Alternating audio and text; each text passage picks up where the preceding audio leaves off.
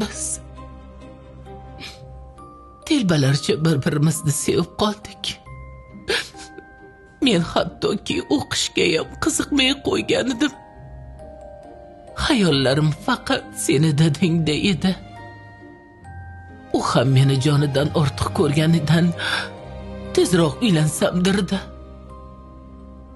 Lekin rahmatli bobong men qizimni 18 ga kirmasdan erga bera olmayman dedi.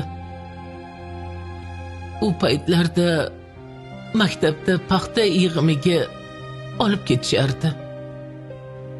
Dadang meni himoya qilish uchun ortimdan borgandi. Kecha-yu kunduz atrofimda girdi kapalak bo'lib yurdi. Menga qarab yurardi. Lekin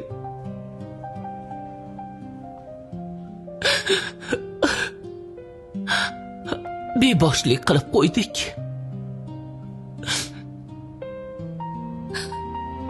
Ayni qishni kelishiga qaramasdan to'yni ham yanvar oyiga belgilashdi.